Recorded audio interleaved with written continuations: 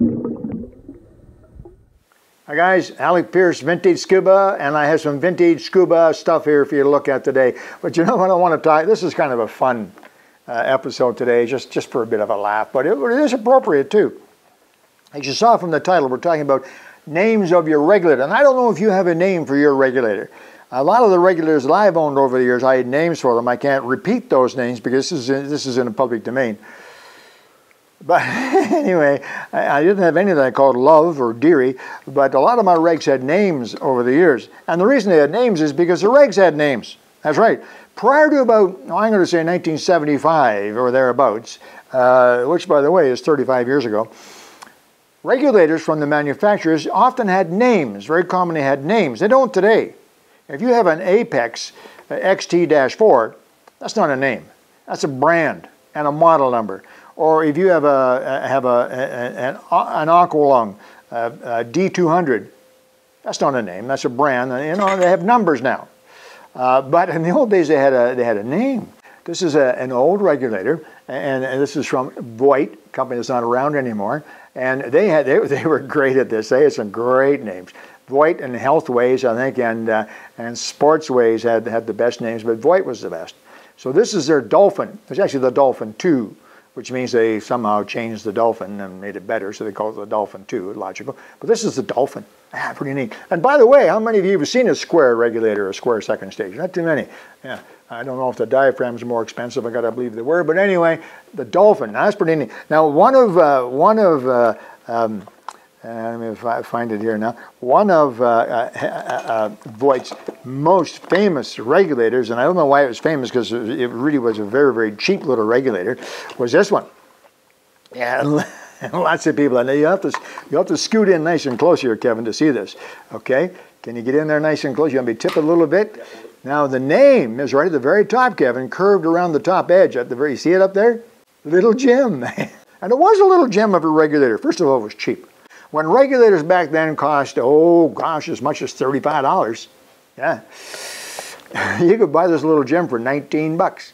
Now, there weren't a really, really good regulator. First of all, they were very cheaply made.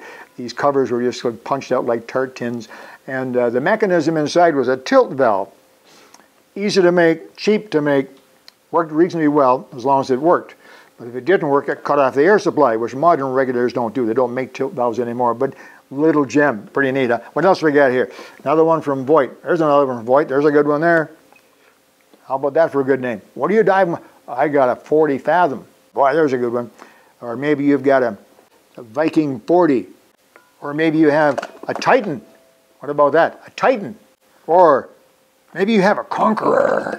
Oh yeah. I got a Conqueror. Great fun back then because we used to compare our regs and say, what do you got? What do you got? Now here's another company called Waddling, and they had some good names as well. This was a very popular one, quite popular, called the Sport Diver, the Waddling Sport Diver. They had this one. This is called the Navy unit. Now that'd be popular in the United States because anything with a military twist to it, always very popular.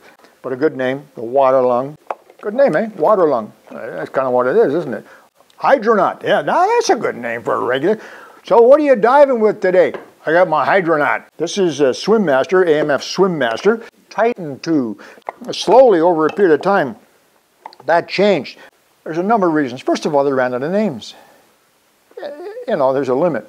And the names were supposed to be related to the water, and they just started to run out of them. And secondly, there are so many regulators available today. I mean, at one time, a company would have 4 or 5 regulators in its lineup. Now, 6, 7, 8, 9, 10, 12 is not uncommon.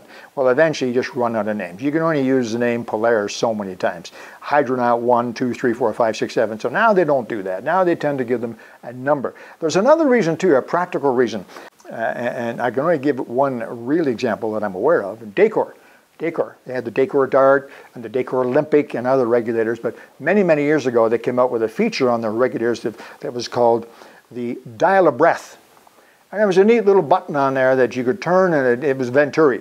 Today we call it a Venturi, right? But in those days it was called the Dial of Breath, and you could turn a little vane, and it just simply made the diaphragm pull in and gave you a little shot of air, like a Venturi of today.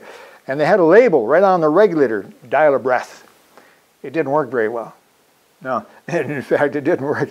It didn't work at all. Sometimes when you turn the lever to give yourself a little shot of air, you got more than a shot of air. You got some water. You didn't get much air. It just was not a very good feature, and it fairly quickly earned the new nickname, Dial of Death.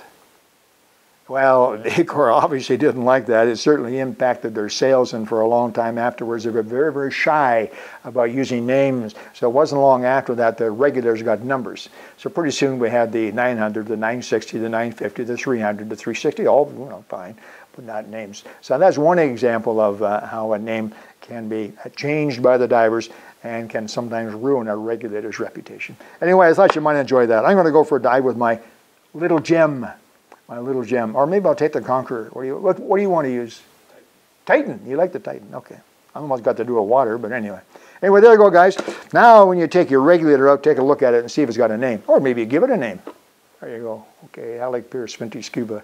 Let's talk to you soon with some more interesting stuff from a long time ago.